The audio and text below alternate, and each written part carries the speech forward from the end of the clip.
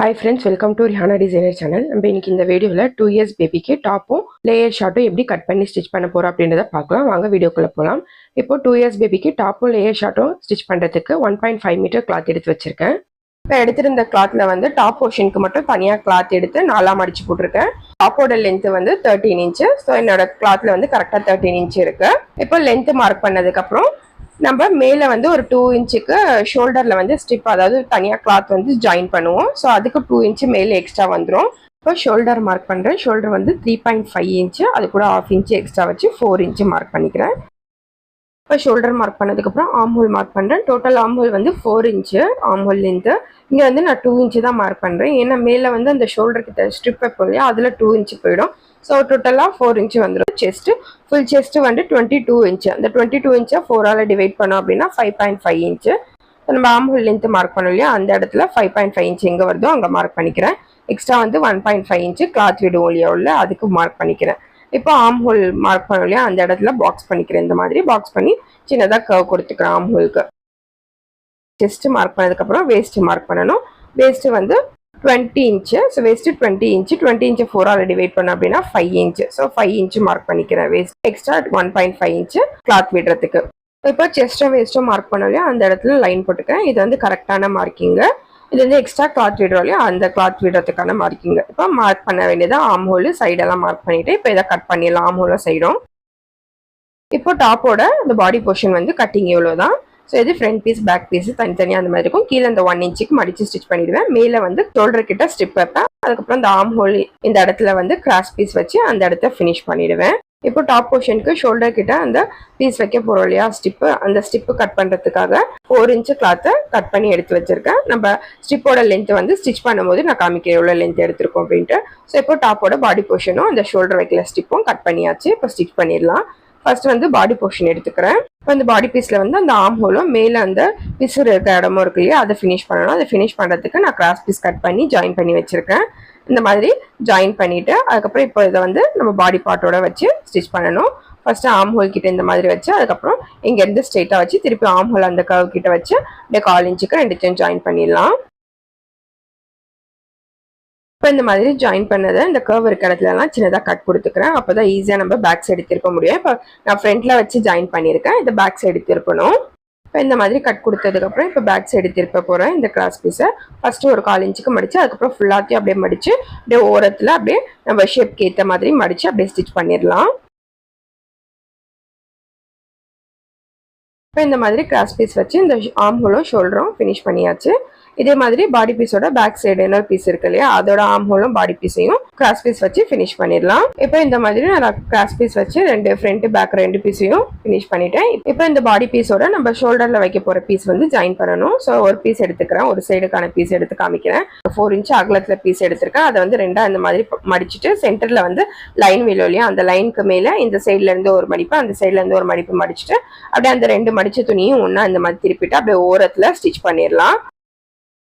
இப்போ இந்த மாதிரி ஓரத்துல தச்சு நான் ஸ்டிப் ரெடி பண்ணிட்டேன். இதே மாதிரி 2 சைடுக்கான அந்த ஷோல்டர்ல வைக்க போற கிளாத்தையும் நான் ஸ்டிச் பண்ணி ரெடி பண்ணிட்டேன். இப்போ இதை வந்து ஒரு சைடு மட்டும் நான் ஸ்டிச் பண்ணி காமிக்கிறேன். இந்த மாதிரி 2ஆ மடிச்சுக்கோங்க. மடிச்சுட்டு நான் இப்போ அந்த ஷோல்டர் ஸ்டிப்போட லென்த் வந்து 2.5 இன்ச்சுக்கு வைக்கிறேன். ஸோ 2.5 இன்ச்சுக்கு மார்க் பண்ணி எக்ஸ்ட்ரா 1 இன்ச்சு வைக்கிறேன். எக்ஸ்ட்ரா 1 இன்ச்சுனா அதை உள்ள கிளாத் விடுவோம் இல்லையா, ஸோ அதுக்காக எக்ஸ்ட்ரா 1 இன்ச்சு விட்டு பேலன்ஸ் இருக்க கிளாத்தை கட் பண்ணிடுறேன். இப்போ எடுத்திருக்க லென்த் வந்து 3 இன்ச்சு, அதாவது ஃப்ரண்ட்ல 3 இன்ச்சு பேக்ல 3 இன்ச்சு அந்த ஷோல்டர் ஸ்ட்ரிப். ஸோ இப்போ இங்கேயும் அதே கரெக்டான அளவை மார்க் பண்ணிட்டு இந்த நம்ம மார்க் பண்ணியிருக்கோம் இல்லையா மேலே, அந்த இடத்துல தான் தையல் போட போறோம். ஃப்ரண்டோட பாடி பீஸ் எடுத்துக்கிறேன். இது வந்து பேக் சைடு திருப்பி போட்டிருக்கேன். பேக் சைடு திருப்பி போட்டு இந்த ஓரத்துல நம்ம அந்த ஸ்ட்ரிப்பை வச்சு மார்க் பண்ணியிருக்கோம் இல்லையா, அந்த மார்க்கிங்க்கு மேலே அப்படியே ஸ்ட்ரெயிட்டா தையல் போட்டுக்கோங்க. இப்போ ஒரு சைடு இந்த மாதிரி தச்சு முடிச்சுட்டேன்.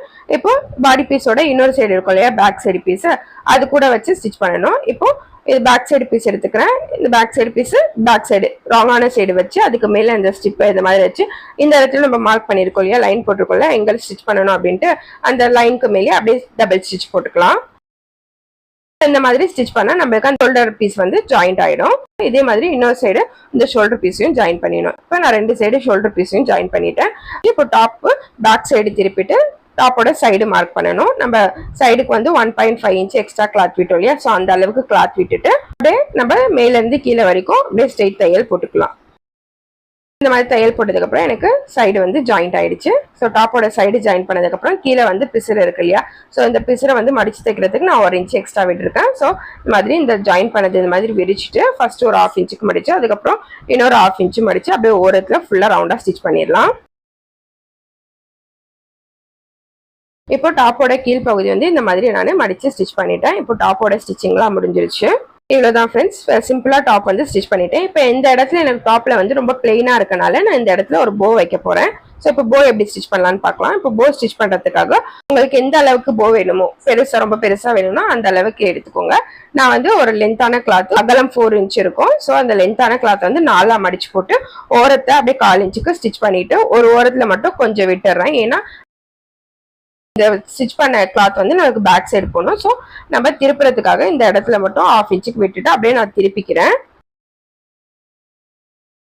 அந்த ஷார்ப் எட்ஜஸ் எல்லாம் நல்லா ஷார்ப்பாக வரணும். ஸோ அதனால சிசர் இந்த மாதிரி உள்ள விட்டு நல்லா ஷார்ப் ஆக்கிக்கிறேன்.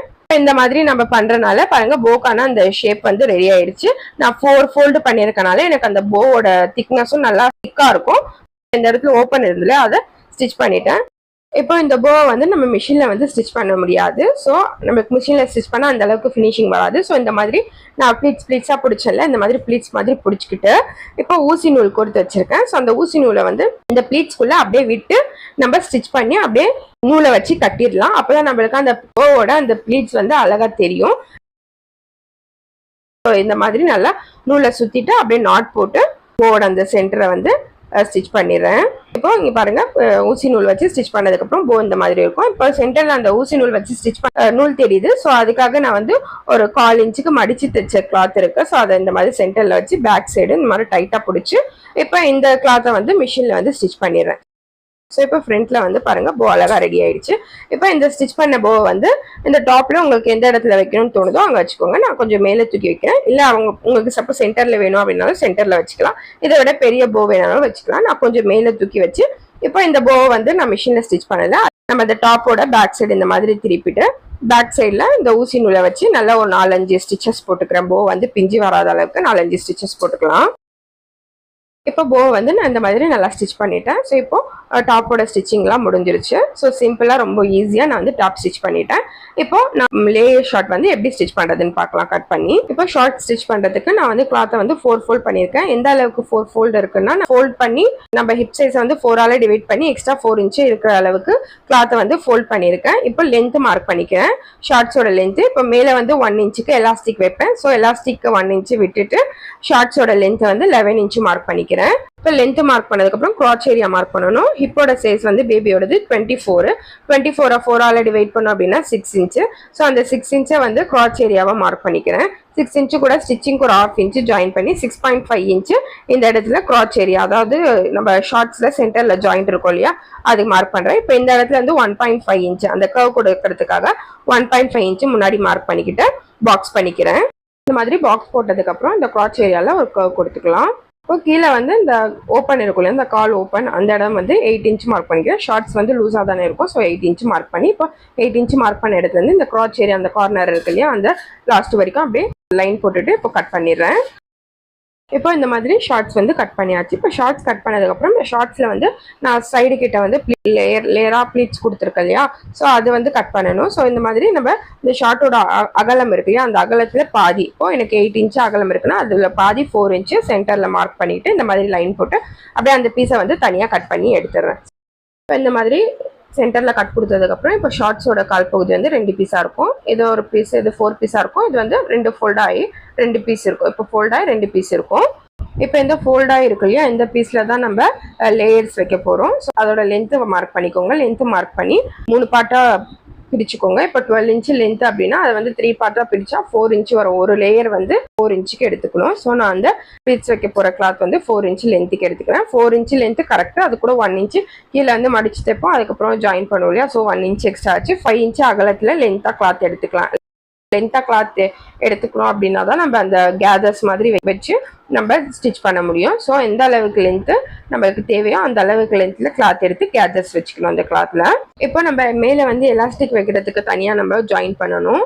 அது இதுக்காக ஒரு 4 இன்ச்சு அகலத்தில் இருக்க லென்த்தான கிளாத் வந்து எடுத்துக்கிறேன். என்ன லென்த்து வேணும் அப்படின்னா நம்ம ஷார்ட்ஸோட இந்த ரவுண்டு வரும் இல்லையா அந்த அளவு லென்த்தில் கிளாத் எடுத்துக்கணும். இதை வந்து மடித்து உள்ள எலாஸ்டிக் வச்சு நம்ம ஜாயின் பண்ணுவோம்.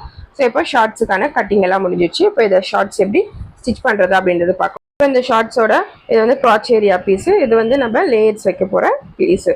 ஸோ இப்போ லேயர்ஸ் வைக்க போகிற பீஸில் ஃபஸ்ட்டு லேயர்ஸ் வச்சுக்கலாம். இந்த கிராச் ஏரியா இருக்கு இல்லையா அந்த பீஸை வந்து தனியாக எடுத்து வச்சு அதுக்கப்புறம் லேயர்ஸ் வச்சதுக்கப்புறம் நம்ம ஜாயின் பண்ணிக்கலாம். இப்போ இந்த பீஸ் வந்து ரெண்டு பீஸ் இருக்கும். 2 காலுக்கு ரைட் சைடு லெஃப்ட் சைடு 2 காலுக்கு 2 பீஸ் இருக்கும். இதை இப்போ ஓப்பன் பண்ணிக்கிறேன். ஓப்பன் பண்ணிவிட்டு இப்போ நம்ம வந்து 3 பார்ட்டாக பிரித்து 4 இன்ச்சுக்கு தானே லேயர்ஸ் எடுத்திருக்கோம். ஸோ இதே மாதிரி 4 இன்ச்சுக்கு இந்த இடத்துல நான் வந்து மார்க் பண்ணிக்கிறேன். மார்க் பண்ணிவிட்டு லைன் போட்டுட்டு அந்த லைனுக்கு மேலே தான் நம்ம கேதர்ஸ் வச்சுருக்க அந்த கிளாத்தை வந்து நம்ம வச்சு ஸ்டிச் பண்ணணும். இப்போ இந்த லென்த்தான கிளாத் கட் பண்ணியிருந்தோம் இல்லையா கேதர்ஸ் வைக்கிறதுக்கு.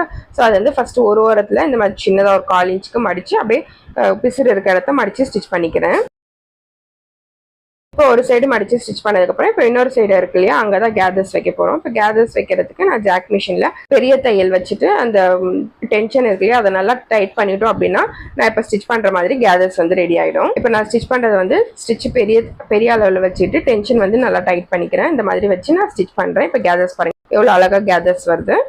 ஸோ இந்த மாதிரி நான் எடுத்திருந்த அந்த கிளாத்லையும் கேதர்ஸ் இந்த மாதிரி ஸ்டிச் பண்ணிக்கிறேன். இப்போ இந்த மாதிரி ஸ்டிச் பண்ணி எடுத்தாச்சு. இப்போ இதை வந்து நம்ம ஷார்ட்ஸ் கிளாத் இருக்கு இல்லையா அதை கூட ஜாயின் பண்ணணும். இப்போ நான் லைன் போட்டிருக்கேன் இல்லையா அந்த லைனுக்கு மேலேயே நம்ம இப்போ கேதர்ஸ் பிடிச்சி வச்சுருக்கேன் அந்த கிளாத்தை வந்து லேயர்ஸ் மாதிரி இப்போ ஸ்டிச் பண்ணணும். ஃபஸ்ட்டு வந்து இந்த மேலே வந்து ஃபஸ்ட் லேயர் ஜாயின் பண்ணுறேன். இந்த மாதிரி அந்த லைனுக்கு மேலேயே கரெக்டாக வச்சுட்டு அப்படியே ஸ்டிச் பண்ணிவிடுங்க. இப்போ இந்த மாதிரி ஃபஸ்ட்டு லேயர் ஜாயின் பண்ணதுக்கப்புறம் இப்போ செகண்ட் லேயர் இந்த ஃபஸ்ட் லேயர் கிளாத்தை வந்து இந்த மாதிரி மேலே தூக்கிட்டு இப்போ செகண்ட் லேயர் அது கீழே நம்ம லைன் போட்டிருக்கோம் இல்லையா அங்கே வச்சு கரெக்டாக அந்த லைனுக்கு மேலேயே வச்சு அப்படியே ஸ்டிச் பண்ணணும். இதே மாதிரி செகண்ட் லேயர் தேர்ட் லேயரும் அதே மாதிரி ஜாயின் பண்ணிட்டு இப்போ 3 லேயரும் நான் வந்து ஜாயின் பண்ணிட்டேன். இப்போ இந்த மாதிரி இந்த ஷார்ட்ஸோட ஒரு சைடில் 3 லேயரும் ஜாயின் பண்ணதுக்கப்புறம் இப்போ ஷார்ட்ஸோட ஒரு காலோட இன்னொரு சைடு இருக்கக்கூடிய அந்த கிராச் ஏரியா வர சைடு ஸோ அதை வந்து மேலே இந்த மாதிரி கரெக்டாக வச்சுட்டு ஜாயின் பண்ணணும். அந்த கிராச் ஏரியா இந்த சைடு ஒரு பீஸ் வரணும் இந்த சைடு ஒரு பீஸ் வரணும்.